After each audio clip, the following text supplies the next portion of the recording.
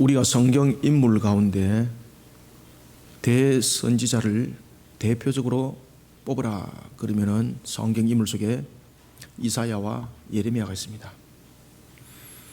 특히 이제 이사야와 예레미야는 선지자로서 활동을 할 때에 그들의 모습은 마치 스스로 자신들을 마치 절제하여서 자신들의 삶들을 마치 고자와 같은 그러한 삶들을 살아갔던 대표적인 선지자였기도 했습니다. 이사야도 그렇습니다마는 예레미야도 이스라엘의 멸망을 선포했던 선지자로서 이 대선지자들이 참으로 끝이 매우 힘들었던 그런 과정들을 살아왔던 것을 볼 수 있습니다. 이런 이사야가 제일 먼저 하나님으로부터 부름을 받을 때가 언젠가 하면 바로 BC 740년이었습니다. BC 740년에는 그 당시에는 이스라엘이 이 나라가 둘로 갈라졌을 때에 나라가 북이스라엘이 멸망을 얼마 두지 아니하는 아수리에서 멸망을 얼마 두지 아니하는 그런 때였습니다. BC 740년에는 남유다가 왕이 우시아였는데 우시아는 또한 종교 개혁 속에 나라를 이끌어 갔는가 하면 또한 다시 재반복적인 우상 숭배 속에 그리고 또한 불의한 속에 빠졌던 왕이기도 했습니다. 그런 시대에 하나님께서 이사야를 세웠던 것입니다. 특히 이사야는 왕족 선지자로서의 명을 그는 부여잡았던 유일한 또한 선지자였습니다. 그 당시에 왕에 관해서 그리고 왕들에게 하나님의 말씀을 전가할 수 있는 선지자들은 별로 그렇게 많지 않았습니다. 그러니 하나님께서는 이사야를 통해서 그러한 사명들을 감당하게 했던 거죠. 그래서 740년에 그가 하나님으로부터 부름을 받고 그리고 그가 BC 680년에 북이스라엘이 멸망을 당하고 난 이후입니다. 722년에 아수르에서 멸망을 당하고 그리고 난 뒤에 히스기야의 아들이었던 므낫세에 의해서 그는 죽임을 당합니다. 거기까지 약 한 60년간의 선지자의 활동을 했던 이사야, 그는 선민이라 일컫는 이스라엘 향해서 뿐만 아니라 이스라엘의 그 왕들 향해서 하나님의 심판을 전가하게 됩니다. 그런가 하면 심판에 대한 선포뿐만 아니라 남은 자의 회복을 또한 예언했던 유명한 선지자였습니다. 이런 이사야 선지자의 예언의 말씀에는 오실 메시아와 그리고 또한 종말에 관한 메시지들이 실려져 있습니다. 이사야는 선민이라 일컫는 이스라엘 백성들 향해서 바벨론의 포로라는 징계와 함께 그리고 포로로부터 회복되어 돌아올 남은 자에 관한 희망의 메시지를 함께 전가합니다. 그러면 바벨론의 포로는 무엇 때문인가? 나라가 힘이 약해서인가? 나라가 힘이 약하면 안 되니까 국방력을 튼튼히 해야 됩니다. 이랬는가? 하나님께서는 이사야를 통해서 바벨론의 포로로 끌려갈 수밖에 없는 것은 곧 하나님의 징계요 심판이라는 것을 알게 합니다. 바벨론의 포로가 된 이유는 다른 것이 아니었습니다. 바로 하나님을 배반한 그리고 또한 우상 숭배 속에 빠져있는 그들의 모습, 하나님의 법도와 규례를 떠나버린 그것이 원인이 되었던 것입니다. 그리고 또한 바벨론의 포로로부터 돌아올 때는 그러면 국력이 회복된 그런 시점을 가지고 말하는가? 또한 그것도 아니었습니다. 그들이 포로로부터 돌아오는 것도 하나님을 향한 죄를 깨닫고 그리고 회개한 속에 세워진 언약 백성이 돌아오는 것이었습니다. 그것을 남은 자라고 말하는 것이었습니다. 이런 이사야 선지자를 통해서 오늘 주신 말씀, 특히 이사야 선지자를 통해서 오늘 주신 말씀은 크게 세 가지 시대를 통해서 주시는 예언의 말씀이라 이렇게 볼 수가 있겠습니다. 그 첫 번째는 당대뿐만 아니라 앞으로 있을 150년 뒤에, 짧게는 150년 뒤에 예언의 말씀이 이사야서 속에 담겨져 있습니다. 그런가 하면은 또한 이사야서의 특징이기도 합니다. 그로부터 약 한 700년 이후에 나타날 두 번째 그리스도에 관한 예언을 담고 있습니다. 그런가 하면은 또한 이사야의 말씀은 종말의 내용들을 담고 있으니 오늘 이 시대 우리를 향한 하나님의 음성이기도 한 것입니다. 그래서 이사야서는 세 가지 시대를 동시에 담고 있습니다. 그 시대와 150년 뒤에 있을 바벨론의 포로와 그리고 700년 이후에 있을 그리스도와 그리고 또한 종말의 시대인 지금 현 시대를 향한 그 내용들을 이사야서는 동일하게 우리에게 예언을 하고 있는 겁니다. 그래서 이사야서가 매우 중요합니다. 우리가 요한계시록을 우리가 공부를 하려면 이사야서는 필독입니다. 예수님께서도 사역들을 이루 가실 때에 이사야 53장을 굉장히 중요하게 여기셨습니다. 그 속에는 뭔가 하면은 그리스도가 이 땅에 오셔서 우리의 죄를 대속할 고난의 십자가가 그 속에 있었던 것이죠. 그러니 알베르토 슈바이처는 그러한 예수님의 모습을 보고 그는 이사야 53장에 도취되어서 그는 자신의 내용들을 담고 있었다. 쉽게 말하면 이사야 53장에 도취되어서 자신이 그런 메시아인 줄 착각했다라는 그런 측면에서의 논문을 썼던 것이 알베르토 슈바치였습니다. 이사야는 이와 같이 우리에게 중요한 시대에 관해서 그리고 또한 종말에 관해서 예언의 말씀을 주고 있습니다. 이런 이사야서를 통해서 우리를 향해서 오늘 본문들은 무엇을 말씀하고 있는가? 150년 뒤에 바벨론의 포로를 말하고 있었다면 그리고 또한 700년 뒤에 그리스도에 관해서 이야기를 하고 있다면 오늘 이 시대에 우리를 향해서는 오늘 본문이 어떤 우리에게 메시지를 던져주고 있는가라는 것은 우리의 상황들을 보면은 그리고 또한 본문들을 함께 비교해 보면은 정확한 답이 우리에게 제시되어지고 있고 증거되어지고 있는 것을 볼 수가 있습니다. 오늘 우리는 본문들을 통해서 이 시대 앞에 종말 때를 살아가고 있는 이 시대 앞에 우리는 누가 최후의 승리자가 될 것인가 그리고 또한 우리는 어떤 최후의 승리자가 되어야 될 것인가 라는 부분들을 우리는 세 가지 측면에서 그 내용들을 한번 조명해 보자 합니다. 먼저 우리가 첫 번째입니다. 6절을 우리가 먼저 한번 읽어봅시다. 시작. 말하는 자의 소리여 이르되 외치라 대답하되 내가 무엇이라 외치리까 하니 이르되 모든 육체는 풀이요 그의 모든 아름다움은 들의 꽃과 같으니 아멘. 이 본문의 말씀은 여러분들 어디를 말하고 있는가 하면 바로 150년 뒤에 일어날 상황들과 함께 그 뒤로부터 일어날 이제 70년의 역사를 함께 다 다루고 있습니다. 그래서 이 본문의 말씀은 이스라엘 백성들이 바벨론의 포로로 끌려갈 뿐만 아니라 바벨론이 어떻게 멸망을 당하게 되는지 뿐만 아니라 바벨론 이후에 그 시대를 주님이 오시는 그날까지 시대를 함께 이 내용들을 담고 있습니다. 그런가 하면 이 시대를 향한 우리의 음성이기도 합니다. 따라서 우리는 먼저 이 본문들을 통해서 먼저 우리는 어떤 이 시대 앞에 오늘 본문들을 통해서 어떤 말씀을 우리에게 조명해 주고 있는가, 이 시대 앞에 우리는 어떤 최후의 승리자가 되기를 하나님은 우리에게 원하고 있는가, 그리고 또한 우리는 어떤 모습으로 최후의 승리자가 되어야 되는가라는 것을 통해서 우리는 깨달아야 되는 것이 있습니다. 그것은 먼저 오늘 본문에 보면 이렇게 말하고 있습니다. 먼저 말하는 자라고 말하고 있습니다. 말하는 자, 말하는 자의 소리요, 말하는 자의 소리요.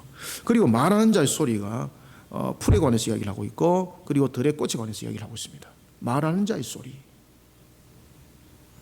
우리는 먼저 6절을 통해서 하나님을 향해 세상은 어떤 모습이 있는가라는 것을 여러분 깨달아야 됩니다. 왜 이사야를 통해서 하나님께서는 꽃과 풀에 관한 지금 예언의 말씀을 주고 있는가라는 것입니다. 지금 꽃과 풀에 관해서 대표적인 것들이 뭔가 하면은 꽃이 푸를 때가 있는가 하면은 풀이 푸를 때가 있는가 하면은 마를 때가 있다라는 것입니다. 그러면 이 푸를 때는 무엇을 말하고 있고 마를 때는 무엇을 말하고 있는가라는 것입니다. 바로 이 풀과 꽃이 화려함과 그리고 또한 건장함을 나타내고 있는 것은 바로 교만한 자리에 뿐만 아니라 우리에게 주시는 말씀 속에 바로 서지 못한 그런 모습들입니다. 그러니 꽃이 마를 때가 있고 풀이 마를 때가 있다는 겁니다. 그런데 오늘 본문에 보면은 7절에 보면은 그 풀이 마르고 꽃이 마르는 이유가 무엇인가 하면은 여호와의 기운이 불어서 그 풀이 마르고 꽃이 마른다는 것이죠.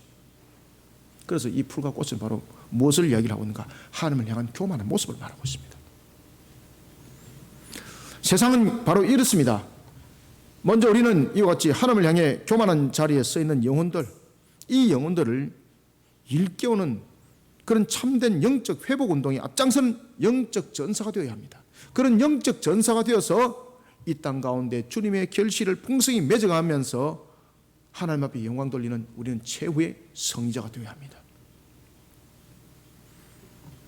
우리는 이사야서가 살아가고 있던 시대보다도 더 완악한 시대를 살아가고 있습니다. 우리는 이사야가 살아가고 있던 시대보다도 세 가지 측면에 있어서 더 악한 시대를 살아가고 있습니다. 이사야 시대보다도 상상을 초월할 정도의 악한 시대를 우리는 살아가고 있습니다. 그런데 그 악한 시대의 세 가지 모습이 우리에게 문화가 되어 있고 만연한 우리의 모습이 되어 있습니다. 그러니 이 속에서 우리는 어떤 악한 모습인지를 감각을 잃어버린 그런 영적 무지 속에 우리는 살아가고 있고, 그리고 영적 무감각 속에 살아가고 있습니다. 우리는 어떤 세 가지 측면에서 이와 같이 이사야 시대보다도 더 큰 죄악 속에 우리는 살아가고 있는가? 먼저 우리가 첫 번째 한번 봅시다. 첫 번째는요, 비약된 세상의 논리입니다. 말도 안 되는 그런 비약된 세상의 논리를 가지고 하나님의 정의와 공의를 그냥 뭉개버리는 시대를 살아가고 있습니다. 인간적인 합리론, 하나님의 말씀을 뭉개버리고 있습니다. 그런가 하면은 알량한 과학, 전지전능하신 하나님을 판단해버립니다. 여러분들 이사야 시대 때도 일하지 않았습니다. 이사야 시대 때도 정말로 하나님께서 이스라엘의 모습을 보고 내가 그들을 심판하리라 했을 때도 이런 모습이 아니었습니다. 그런데 우리는 그때보다도 더 악한 모습으로 세워져 있으면서도 우리는 마치 만연하게 그것을 받아들이고 있습니다. 알량한 과학을 가지고 하나님을 저울질합니다. 판단해버립니다. 과학이 아니면 아니라는 거죠. 인간적 합리론을 펼치면서 신에 관한 존재적인 측면을 이야기를 하고 있습니다. 그러면서 성경을 논합니다. 그러고 보니까 성경이 하나도 남질 않은 그런 시대를 우리는 살아가고 있습니다.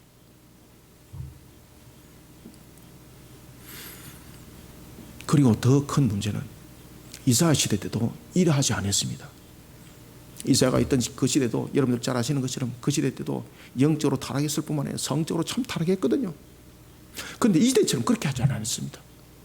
이 시대는 두 번째, 성을 상품화하고 있습니다. 놀랍게도 성을 상품화하고 있고 이것을 기업으로 만들어서 육성시키고 있습니다. 우리는 이런 악한 시대를 살아가고 있습니다.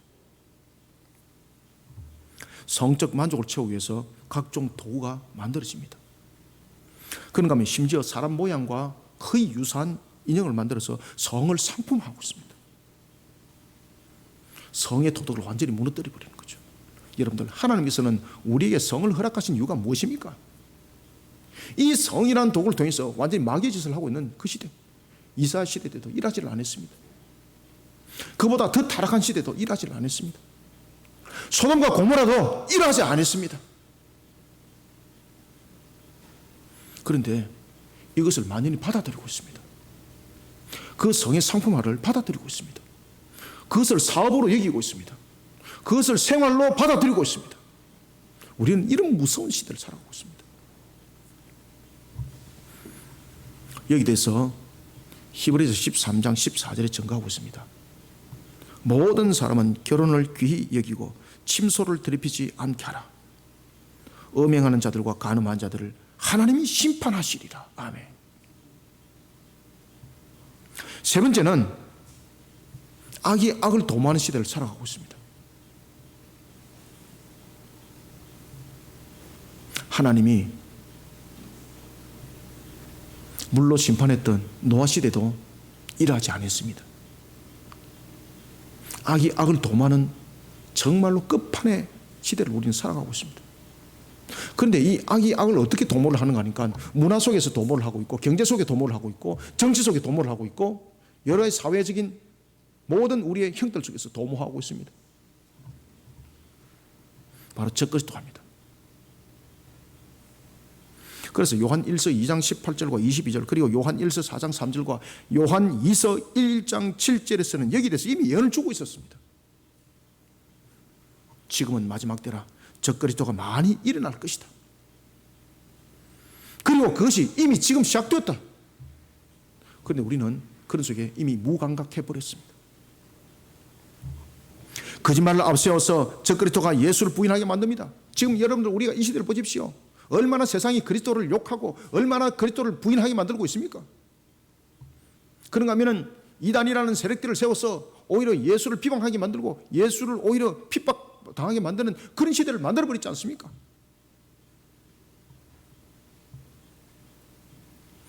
성적 타락을 앞세워서 그리고 자신에게 몸을 바치게 되면 구원을 받는다라는 그런 더러운 이단의 사슬들이 그냥 목사라는 명칭으로 나오고 있습니다. 그냥 교회라는 명칭으로 나오고 있습니다. 그러면서 그리스도를 공격하고 있는 겁니다. 예수를 욕되게 하고 있는 겁니다. 그런 적그리스도가 첫째 곳곳에 많이 일어날 것이라 하였습니다. 노아시대에도 그러지 않았습니다. 우리는 이렇게 완악한 시대를 지금 살아가고 있는데 더 놀라운 것은 이런 완악한 시대를 살아가고 있습니다. 전부 다 무덤덤한 겁니다. 무덤덤한 겁니다. 감각이 없는 겁니다. 영적으로 감각이 없는 겁니다. 그러니 영적으로 얼마큼 우리가 무디 있고 영적으로 얼마큼 병들이 있겠습니까? 이런 영적 회복 운동을 일으켜야 됩니다. 이 시대는 영혼들의 심령을 일깨워야 됩니다. 영혼들의 심령을 찔러야 됩니다.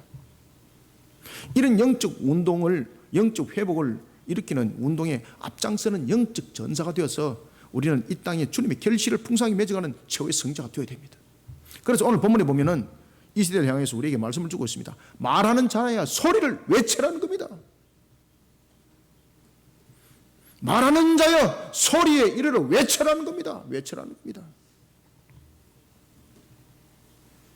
여러분, 말하는 자의 소리와 외치는 것에 대해서 이미 누가복음 3장 4절이 증거하고 있죠.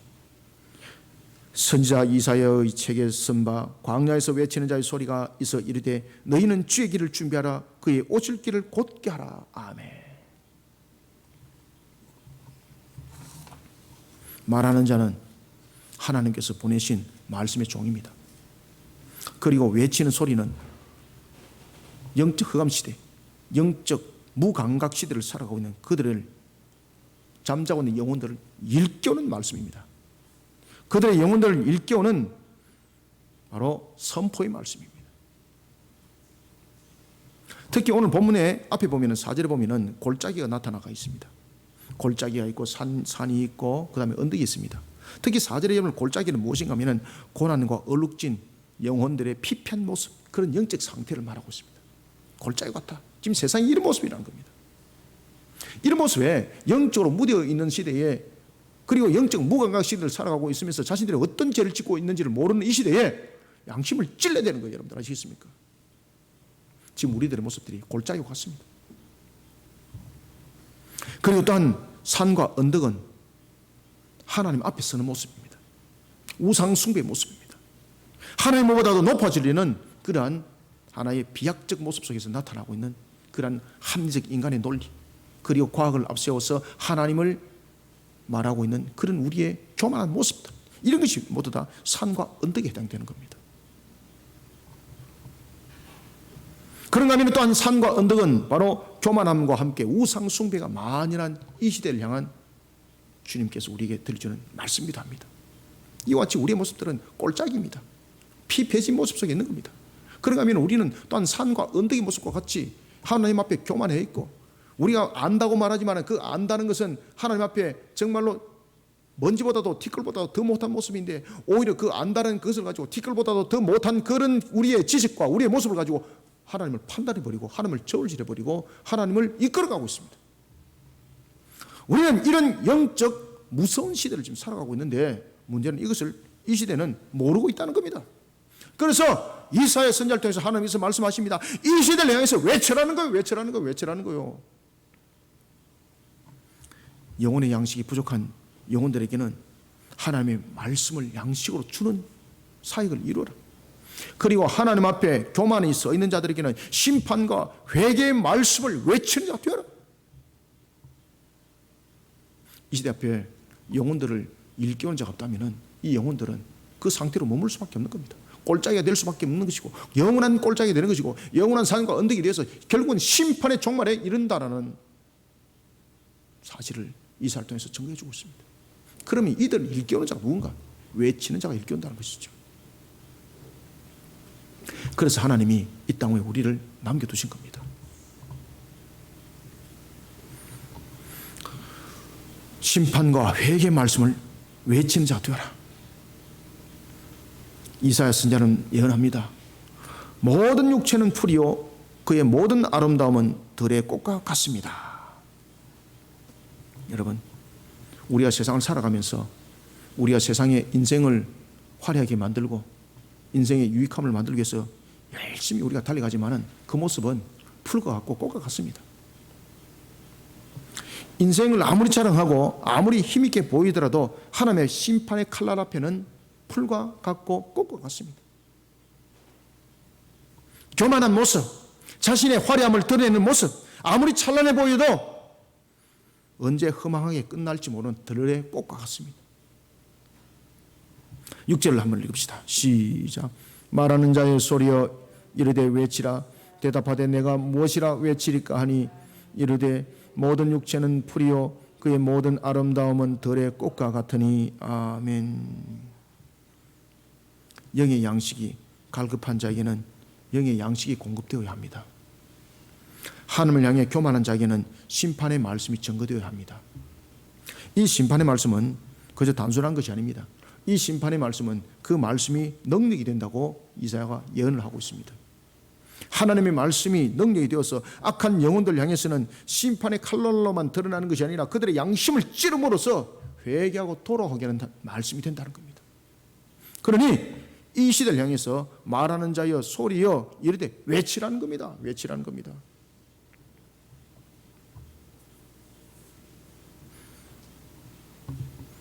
세례 요한은 자신에게 주어진 사명을 다하기 위해서 광야에서 외치는 자였습니다. 세상적인 눈으로 보면 참으로 허망하게 그는 순교를 당했습니다.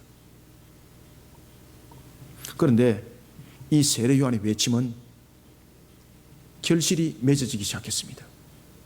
이 세례 요한의 외침은 주님의 오시는 길을 예비하고 있었습니다. 그러니 우리에게 주어진 사명들, 사역들이 외치라 그럴 때 내가 결실을 못 맺더라도 그 외치는 속에 그 결실과 그 열매는 성령께서 맺어져 모든 것들이 하나님 앞에 영광 돌리게 맺어 간다는 것입니다. 우리는 결국은 이런 속에서 최후의 성자가 되는 것입니다. 세상적인 눈으로 볼 때 세례 요한은 그저 옥에서 죽었을 뿐입니다. 그것도 처참하게 목이 베어서 죽었을 뿐입니다. 그리고 그의 목이 베어서 머리가 쟁반 위에 올려져서 한 잔치에 상납되어졌던 그러한 수모까지 겪었습니다. 그렇지만은 그 세례 요한의 외침은 결국은 최후의 성리로 돌아왔던 것이 사실. 사랑하는 성도 여러분, 세상은 하나님을 향해 말도 안 되는 교만한 자리에 서 있습니다. 적그리스도 세력이 활개를 치면서 그 적그리스도 세력에 지배당하면서 구세주 예수 그리스도를 회방하고 있는 그런 시대를 우리는 살아가고 있습니다. 이런 영적 허감에 놓여 있는 영혼들을 일깨울 수 있는 것은 말씀의 검입니다. 그들의 영혼을 찌르는 방법밖에 없습니다. 히스기야 4장 12절은 증가합니다. 하나님의 말씀은 살아있고 활력이 있어 자울의 날선 어떤 금보다도 예리하여 혼과 영과 및 관절과 골수를 찔러 쪼개기까지 하며 또 마음의 생각과 뜻을 판단하느니라. 아멘. 하나님을 향해 교만한 자리에 서 있는 그 영혼들의 심령을 일깨워야 됩니다. 참된 영적 회복 운동에 우리는 앞장서는 영적 전사가 되어야 합니다. 그런 영적 전사가 되라고 우리로 하여금 이 땅에 남겨두었는데 우리가 그 영적 전사의 길들을 걸어가기를 회피한다면 그 값이 있습니다. 회초리를 맞게 되는 거죠. 그래서 예루살렘 교회가 흩어졌지 않습니까? 이 시대를 향한 코로나는 다양한적인 측면에서 음성입니다. 이것을 온 세계의 교회들은 깨달아야 되는 것입니다. 영적 전사가 되어야 합니다. 주님께서 영적 전사가 되어서 영적 흑암 속에 가려있고 영적 무감각 속에 그리고 영적 무딤 속에 있는 그들을 일깨우라고 하나님께서 우리에게 교회를 주고 사명을 줬는데 교회들은 사업화되어 버리고 있고 기업화되어 버리고 있고 엉뚱한 짓들을 하고 있는 겁니다. 그러니까 하나님께서 우리에게 바로 5번째 이미 인이 떼진 상태 6번째 인을 떼기 위하여 우리에게 사명에 다시 한 번 더 일어서라고 교회를 향해서 음성을 들려주고 있는 것이 바로 지금 현재 사건들입니다. 그러니 교회들은 이 시대 상황들을 통해서 빨리 일깨워야 되는 것입니다. 이사야는 우리에게 말씀을 주고 있습니다. 말하는 자의 소리여 이르되 외쳐라! 외쳐라! 이 시대는 자신들이 잘난 모습으로 그냥 자라났던 풀과 같고 꽃과 같은 모습입니다.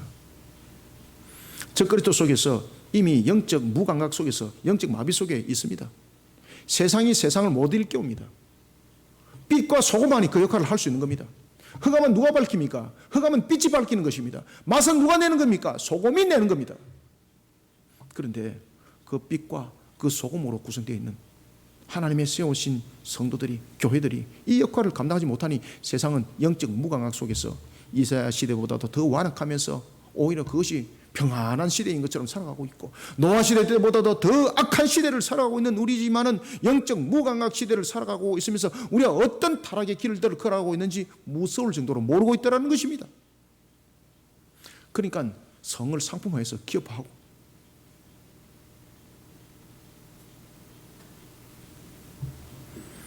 하나님을 향해서 교만한 자리에 서 있는 영혼들, 그 영혼들의 심령들을 일깨워야 합니다. 그런 참된 영적 회복 운동에 앞장서는 영적 전사가 우리는 되어야 합니다. 그리하여서 이 땅 가운데 하나님의 결실을 풍성히 맺어가는 최후의 성자가 되는 그리스도인들이 되시기를 소원합니다. 우리는 두 번째, 어떤 최후의 성자가 되어야 되는가? 7절 한번 읽읍시다. 시작. 풀은 마르고 꽃이 시들면 여호와의 기운이 그 위에 불미라. 이 백성은 실로 풀이로다. 아멘.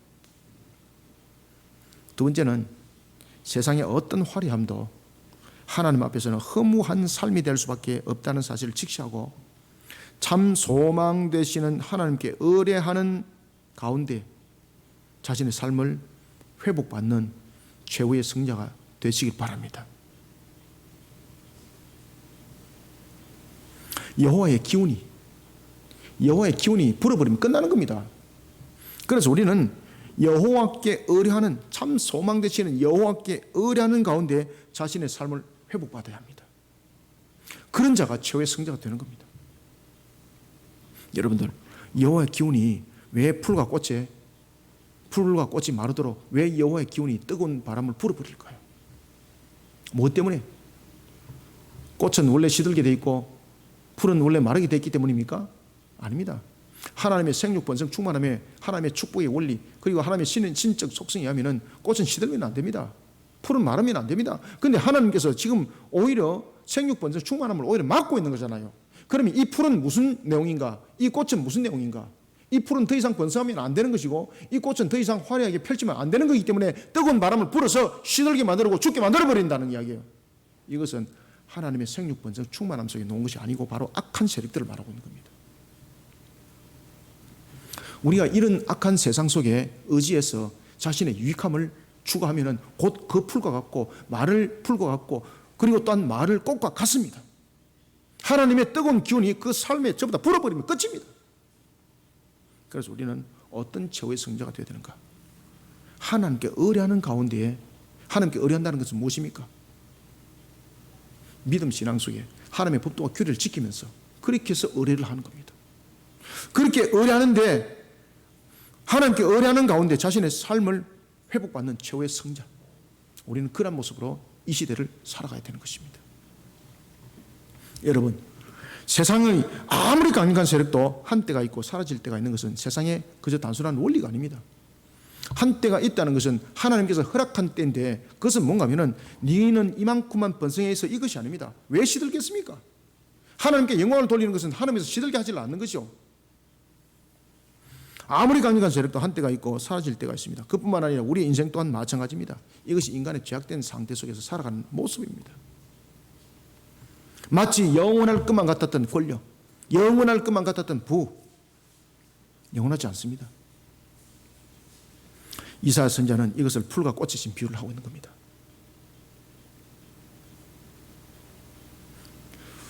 아름다움을 바랄 때가 있고 마르고 시들 때가 있습니다. 이것은 자연적 원리가 아닙니다. 그래서 오늘 본문에 보면은 하나님의 기운이 그 풀과 그 꽃에 불어버렸다고 말하고 있습니다.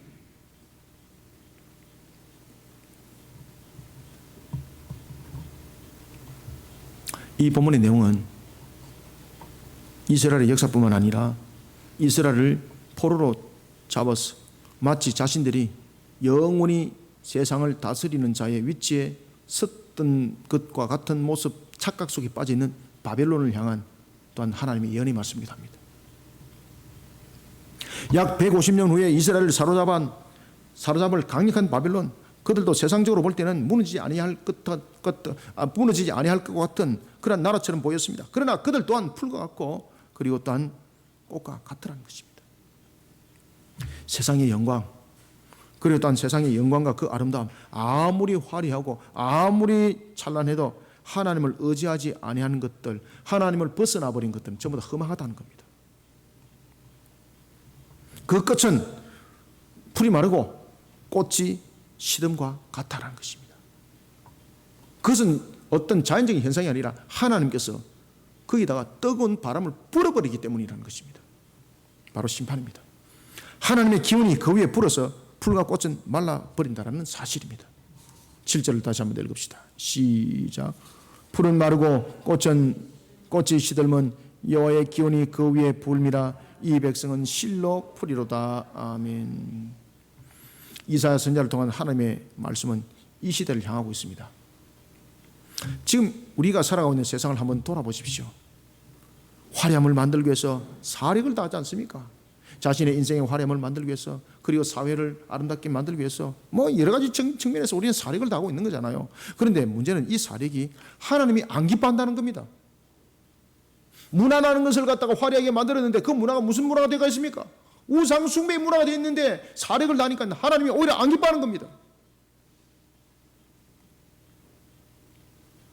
우리들의 삶들을 더욱더 아름답게 가꾸기 위해서 사력을 다했는데 그 속에는 하나님을 향한 불의가 있다는 것입니다. 그러니 하나님이 안 기뻐하는 겁니다. 우리는 뭔가를 아름답게 만들기 위해서 사력을 다하는데 문제는 어떻게 사력을 다하느냐가 중요한 것입니다. 그래서 우리가 잠언도 우리가 여러분들 묵상을 할 때 보면은 우리가 물질을 벌 때도 어떻게 벌었는가, 어떻게 쓰는가가 중요한 것입니다. 얼만큼 가지고 있느냐가 중요한 것이 아닙니다. 어떻게 벌었느냐, 어떻게 쓰느냐가 중요한 것입니다. 우리가 사력을 다할 때도 화려함을 만들기 위해서, 아름다움을 만들기 위해서, 뭔가를 더욱더 강하게 만들기 위해서 사력을 다할 때도 무엇을 가지고 사력을 다했냐라는 것이 굉장히 중요합니다. 그 사력을 다할 때에 하나님이 기뻐하는 사력이 되어야 합니다. 하나님께서 창조하실 때에 사람을 창조하신 목적이 무엇입니까? 하나님께서 사람을 창조하시면서 사람에게 하나님께서 모든 부분들을 통하여 하나님을 섬기도록 하였고 가꾸도록 하였습니다. 하나님을 예배하는 거죠. 그러면 우리가 사력을 다해서 가꿔야 될 것은 무엇입니까? 삶의 예배입니다. 이 사실을 알았던 웨스트민스터 대의문답과 소요문답은 우리에게 가르침을 주고 있습니다. 사람의 제일 된 목적은 하나님을 영화롭게 하는 것과 영원토록 그분을 즐거워하는 것입니다. 그런데 놀라운 것은 세상의 영혼들은 하나님께서 사람을 창조하신 목적에 대해서 깨닫기보다 오히려 자신들의 유익을 위해서 사력을 다하고 추구를 하는데 그 사력을 다하고 추구하는 것이 오히려 하나님을 향한 대적 행위를 하고 있다는 것입니다. 그래서 이사야서 28장 7절이 그 이야기를 하는 겁니다. 세상이 개걸음을 치고 있다고. 그런데 개걸음을 치고 있는 것이 세상만이 아니라 바로 제사장과 선자들도 그런 개걸음을 치고 있다는 것입니다. 이사야서 28장 7절에 보면 세상이 주는 기쁨의 열매인 포도주에 취해서 하나님을 바라보지 못합니다. 포도주를 먹습니다. 자신에게 맺어진 결실이 있습니다.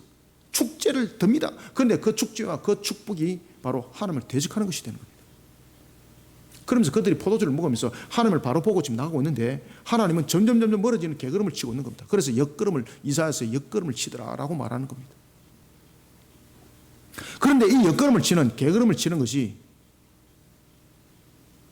세상만이 아니었습니다. 불의한 독주에 취해버린 하나님을 오히려 대항하는 개걸음을 치고 있는 것이 세상에 타락한 영혼들만이 아니라 제사장과 그리고 선자들도 그 중에 있더라는 것입니다. 그래서 우리가 세워진 교회 지도자들은 자신들의 근본들을 항상 하나님 안에서 저울질 속에 해야 되는 것입니다. 항상 하나님의 안에서, 그래서 하나님께 의뢰한다는 것이 얼마큼 중요한지, 하나님께 의뢰한다는 것은 그저 단순한 의뢰, 하나님 부탁해요 이것이 아니에요, 여러분들. 부탁해요 이게 아니다니까요, 여러분들요. 하나님께 의뢰한다는 것은 내가 먼저 하나님의 법도와 규례 속에 먼저 세워진 속에 하나님께 의뢰함이 되는 것이죠. 이라는 것이 되지 못하고 그냥 단순하게 내 목적을 이루기 위해서 하나님께 의뢰하는 그런 게으름을 치는 행동이 되더라는 겁니다. 그래서 독주를 마시는 그런 모습이 됐다는 거죠.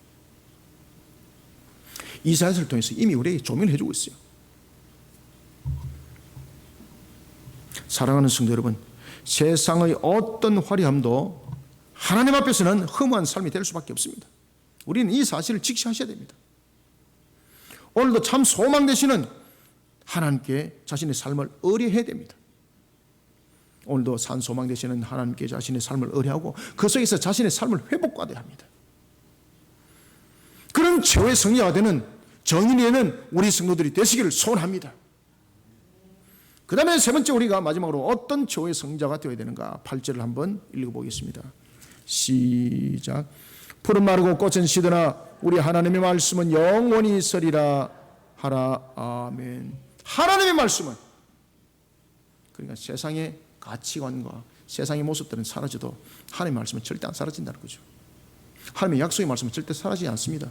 우리에게 약속하신 구원의 확신, 구원의 말씀 속에 그 모든 성취들, 세상은 사라지도 사라지지 않습니다. 여기에 대한 확신의 믿음을 가지라는 겁니다. 따라서 우리는 마지막으로 세 번째, 자신이 세상적으로 볼 때는 비록 가치가 없어 보입니다. 그럴지라도 영원하신 하나님의 말씀을 붙들어야 됩니다. 그리고 하나님의 공의로 세상을 이겨내는 최후의 성자들이 되시길 바랍니다. 죄악된 세상에서 주어진 것은 어떤 것을 막론하고 영원하지 않습니다. 그러나 구원에 따른 하나님의 약속의 말씀은 한순간 화려했다가 사라지는 시든 풀과 같고, 그리고 또한 꽃과 같지 않습니다. 영원합니다. 여러분, 하나님은 전지전능하십니다. 믿으십니까? 그러면 하나님의 이 전지전능은 이 땅에 어떻게 해서 그 효력이 나타났나요? 말씀입니다. 말씀. 전지하시고 전능하심을 무엇으로 표현해냈나요? 말씀입니다. 말씀. 하나님의 말씀은 영원합니다. 그 말씀은 전지전능할 뿐만 아니라 불변하십니다. 그 말씀 속에 우리의 구원의 약속이 있습니다. 불변하십니다. 우리는 종말에 이 약속의 말씀을 믿는 믿음을 가지고 우리는 나아가야 되는 것입니다. 그리고 이 불변하신 말씀 속에는 정의와 공의가 있습니다. 우리가 이 시대에 바르게 나라를 이끌어갈 수 있고, 그리고 우리가 이 사회를 영적 허감을 거둬버릴 수 있는 그것은 말씀인데, 그 말씀은 바로 하나님의 정의와 공의의 말씀인 것입니다. 하나님의 말씀은 영원할 뿐만 아닙니다. 이 땅을 다스리는 법도와 규례입니다. 그리고 하나님의 말씀은 이 땅을 다스리는 법도와 규례가 될 뿐만 아니라 근본을 이루고 있습니다. 신명기 32장 4절은 말합니다. 그는 반석이시니 그가 하시는 일이 완전하고 그의 모든 길이 정의롭고 진실하고 거짓이 없으신 하나님이시니 공의로우시고 바르시도다. 아멘. 공의로우시고 바르시도다. 하나님의 말씀이 영원히 쓸 수 있는 것은 하나님의 말씀에는 거짓과 불의함이 없기 때문입니다. 이런 하나님의 말씀은 죄악된 세상에 대해 정의와 공의의 기준이 되는 겁니다. 그런데 이런 하나님의 말씀이 떠나버리면서 나라를 다스리니 나라가 정의와 공의 속에 세워지는 것이 아니라 자신들의 유익을 위해서, 그리고 자신들의 집단을 위해서 그것을 만드는 법을 정의라고 말하고 있고 공의라고 말하더라는 것입니다. 그러니 늘 싸우는 거예요. 여러분, 진정한 정의와 공의는 그 속에는 분쟁이 없습니다. 나라가 왜 힘듭니까? 정의가 사라져버렸기 때문에 나라 힘들잖아요. 공의가 없지 않습니까? 우리나라도 여러분 보십시오. 입법과 사법과 행정부, 도둑놈 집단이잖아요. 내가 너무 지나쳤나요? 더 확실하면 깨보세요. 도둑놈 집단 아닌지. 사기꾼 집단이잖아요. 왜 그래 됐을까요? 그들이 법을 안 지키기 때문입니까? 아니에요. 법을 지키면서 법을 교모하게 이용을 하는 거죠. 그러면서 판례라고 말하고 있고, 하나님의 정의와 공의는 그러한 말씀을 주지 않습니다. 이 나라 위에, 온 세계 위에 입법과 사법과 행정의 다른 잣대는 하나님의 공의의 말씀입니다. 하나님의 공의의 말씀이, 그 법도와 규례가 그 모습의 하나의 울타리를 만드는 것이 우리의 세상의 법이 되어야 되는 것입니다. 그래서 모든 세상의 법은 하나님의 말씀의 법도와 규례를 벗어나지 아니하는 울타리 안에서 만들어져야 되는 것입니다. 하나님께서 뭐라고 말씀하십니까? 거짓 증언하지 마라 그러잖아요. 그런데 거짓 증언하는 것도 판례라든지 기타 여러 가지 이상한 방법을 써가지고 나중에 거짓말이 진실인 것처럼 만들어지는 그런 부분들. 하나님께서는 말씀하셨습니다. 거짓 증언하는 자들 용서할 수 없다고 말입니다. 거짓 증언한 자들은 돌로 쳤다면은 그 거짓 증언한 자가 먼저 돌로 맞을 것이다. 돌로 쳐 죽음을 당할 것이다. 죄악된 세상에서는 정의와 공의 기준이 없습니다. 사람들은 시시각각 변합니다. 사람은 시시각각 변하면서 세상에 응답하기 위해서 여러 가지 방법을 도모합니다. 그 속에는 정의와 공의가 없습니다. 불완전한 사람이 판단함 속에서 나온 것은 한계를 가질 수밖에 없습니다. 완전하신 하나님 안에서 나와야 합니다. 불변하신 하나님의 말씀을 공의로 삼아야 합니다. 그것을 기준으로 삼아야 합니다. 그 속에 길을 모색하는 나라가 되어야 하고, 공동체가 되어야 하고, 입법과 사법과 행정이 되어야 됩니다. 우리의 사업이 되어야 합니다. 우리의 삶이 되어야 합니다. 8절을 함께 읽습니다. 시작. 풀은 마르고 꽃은 시드나 우리 하나님의 말씀은 영원히 서리라 하라. 아멘. 사랑하는 성도 여러분, 이스라엘을 포로로 끌고 갔던 세상에서 가장 강력한 바벨론도 영원하지 못했습니다. 바벨론은 영원할 줄 알았습니다. 그런데 그 바벨론이 자신들의 마치 조족지을과 같은 페르시아한테 한 방에 끝나버립니다. 흠하게 끝나버립니다. 바벨론은 자멸해버립니다. 고레스의 전략에 의해서 그냥 한순간에 끝나버리는 거예요. 하나님께서 고레스를 세웠던 거죠. 그런데 그 페르시아는 영원했는가? 헬라에서 무너짐을 당합니다. 헬라의 그 문화는 지금도 2000년이 지난 3000년이 지난 그 시대도, 이 시대도 영향력을 끼치고 있습니다. 아주 헬라는 문화적 측면에서 나라를 무력으로 장악할 것이 아니라 문화로서 정신으로 장악을 해야 된다는 것이 바로 알렉산드리아의 정책이었습니다. 그 속에서 세계 최초로 각 나라의 물건들이 수입되는 도서관이 만들어지고, 그런가 하면은 공통된 헬라어를 만들어서 문화적 측면에서 그들을 정신적으로 지배를 했던 그 헬라도 짧은 세월에 끝나버렸습니다. 알렉산드리아 죽고 난 뒤에 나라가 장군들을 중심으로 세 덩어리 나눠져 버립니다. 그리고 그 나라가 로마 제국으로 그냥 흡수돼 버리는 거예요. 허무하게. 진짜 이렇게 허무할 수가 없어요. 이런 부분들이 다니엘서에 나타나는 거예요. 다니엘서 2장 31절부터 35절은 이것을 증거하고 있는 거예요. 그런데 그 로마 철의 제국이라고 일컬었던 그 로마, 모든 세계의 교통로를 놓으면서 마치 독일이 세계 제1차, 2차 대전을 일으킬 때 가장 신경을 많이 썼던 것이 여러분 잘 아시는 것처럼 철로 길 닦는 것이었거든요.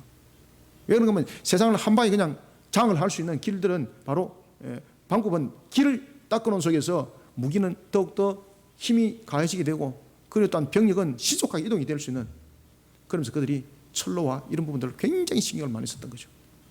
로마도 마찬가지였습니다. 그 당시에 여러분들 로마 제국, 2000년 전에 로마 제국의 그 땅이, 그 도로가 지금도 그대로 사용을 하고 있다는 사실입니다. 그 정도로 길은 로마로부터 라고 말할 정도로, 모든 것은 로마로부터 라고 말할 정도로 신성 제국이었습니다. 그런데 그 로마가 떠인 돌 하나에 끝장납니다. 다니엘서는 증가합니다. 손대지 아니한 돌에 의해 모두가 무너짐을 당할 것이다. 아멘. 그리스도께서 세상에 오셔서 이루실 구원과 심판의 성취를 말하고 있습니다. 그 구원과 심판의 성취는 하나님의 공의가 저울추가 되는 겁니다. 사랑하는 성도 여러분, 자신이 세상적으로 볼 때에 비록 가치 없는 모습을 하고 있을지라도 영원하신 하나님의 공의의 말씀을 붙드는 자들이 되시길 바랍니다. 이게 진정한 가치고 이것이 최후의 성자의 모습이 되는 겁니다. 세상적 측면에서 나를 가치적으로 판단하지 마십시오. 절대 그것은 잣대가 되지 못합니다.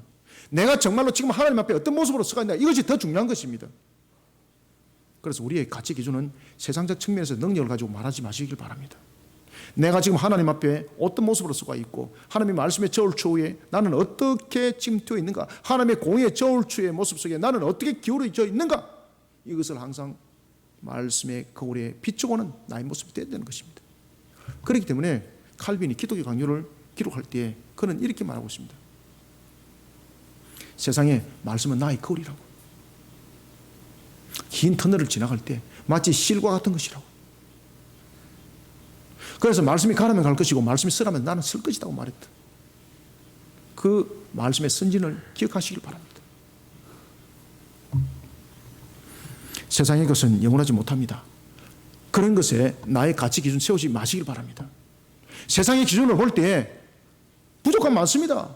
뭐 학벌로도 부족함이 많고, 뭐 가진 것도 없고, 뭐 모양새는 잘생겼나, 왼쪽으로 찌그러졌고 오른쪽으로 찌그러졌고, 세상적인 눈으로 볼 때 이쁘면은 배우로도 쓰고 재능이 있으면은 가수라도 하는데, 이런 세상적 가치로 기준으로 볼 때는 아무것도 내게 없습니다.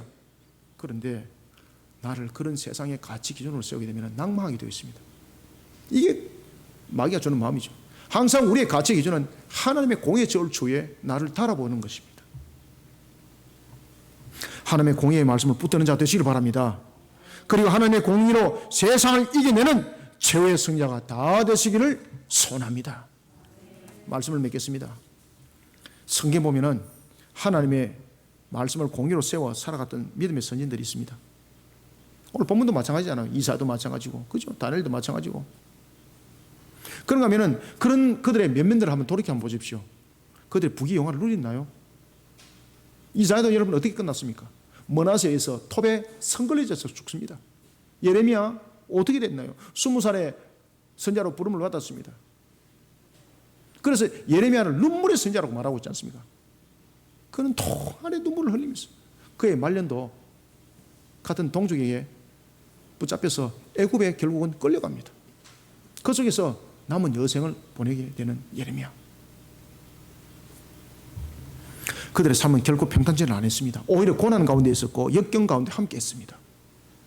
허망했습니다. 고달픈 인생을 살아갔습니다. 무슨 기준으로 볼 때? 세상 기준으로 볼 때입니다. 그런가 하면은 다윗도 한 예를 봅시다. 그는 자신을 하나님의 공의 가운데 세웠습니다. 그런데 진정한 자신의 모습은 어떻게 됐습니까? 사울에게 쫓김을 당하는 거예요. 언제 죽을지 모르는 죽음의 능선을 왔다 갔다 하는 그런 모습을 살아갔던 다윗. 시편 23편 4절은 이런 고백을 하잖아요. 나는 사망의 음침한 골짜기를 다녔습니다. 그죠? 얼마나 그가 정말 삶이 험한 속에, 무너짐 속에 그 달려갔겠습니까? 그러나 하나님의 공의 가운데 세워졌던 다윗, 결국은 최후의 승자가 되었습니다. 하나님의 공의 가운데 달려갔던 선진들, 하나님의 공의 가운데 세워졌던 그들, 비록 세상적인 측면에서는 순교를 당하였지만 그 순교는 하나님의 축복의 값이었습니다. 그래서 5번째 인이 떼질 때에 주님이 음성을 듣습니다. 누구의 음성을 듣습니까? 그 순교자들의 음성을 듣습니다. 순교자들이 뭐라고 말합니까? 주여, 우리의 피의 신원을 언제 갚아주리까? 그죠? 그 원수를 갚아준다는 거죠. 그 원수를 갚아준다는 거죠. 우리가 세상 가운데 살아가면서 하나님의 값으로 살아간다는 것은 그만큼 중요한 것입니다. 결국은 최후의 승자라는 거예요. 그 순교자들이 결국은 최후의 승자가 되다는 것입니다. 사랑하는 성도 여러분, 이 시대 앞에 우리는 3가지 측면에 있어서 최후의 승자가 되기를 소망합니다. 먼저 첫 번째는 영적 전사가 되시길 바랍니다. 영적 전사가 되어서 주님의 결실을 맺어가는 최후의 승자가 되시길 바랍니다. 두 번째는 세상이 주는 방식이 아니라 참 소망 되시는 하나님께 의뢰하는 가운데 자신의 삶을 회복받는 최후의 승자가 되시길 바랍니다. 영적 전사가 되려면 나도 회복받아야 되잖아요. 영적 전사가 내가 회복되지 않는 상태에서 싸우면 그 싸움은 어떻게 되나요? 질 수밖에 없는 거예요, 여러분들요. 내가 영적 전사가 되는데 내 속에 근심이 있고 염려가 있고 이런 속에 무슨 여러분 싸움을 하겠습니까? 전사는 담대해야 되는데 그래서는 내 모습도 회복돼야 되는 거예요. 어디 안에서 회복받으라고요? 하나님 안에서, 하나님 안에서, 하나님 안에서, 하나님 안에서 하나님께 의뢰하면서 자신의 삶을 회복받는 최후의 성자가 되시길 바랍니다. 그러면 세 번째는 영원하신 하나님의 말씀을 붙들어야 됩니다. 하나님의 말씀을 붙들 뿐만 아니라 하나님의 공의로 세상을 이겨내는 최후의 성자가 되시기를 주님의 이름으로 축원합니다. 이러한 속에 오늘도 주신 말씀이 저와 여러분들에게 소망이 되고 희망이 되고 또한 결실의 열매를 맺어지기를 주님의 이름으로 축원합니다. 살아계셔서 역사하시는 주님, 오늘도 우리에게 은혜 담비를 부어주시니 감사합니다.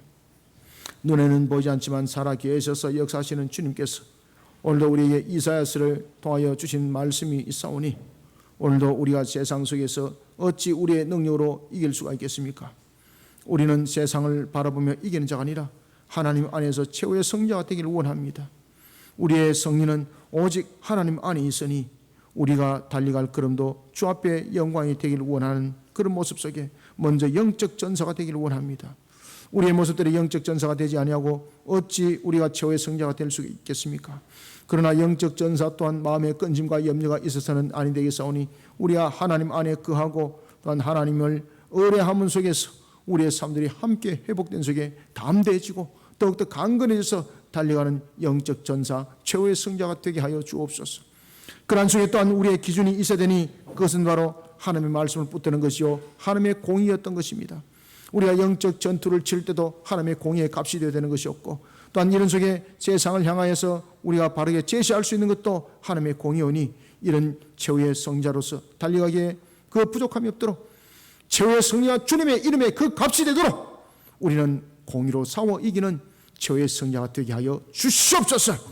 하나님, 이런 속에 또한 우리 성도들의 걸어가는 걸음들 이 시대를 깨닫게 하여 주시고 이 시대를 밝혀 조명하여 오직 주님을 향하여 달려가는 귀한 걸음들이 되게 하여 주옵소서.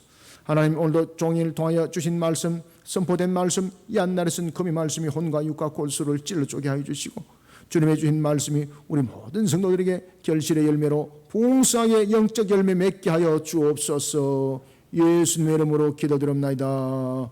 아멘.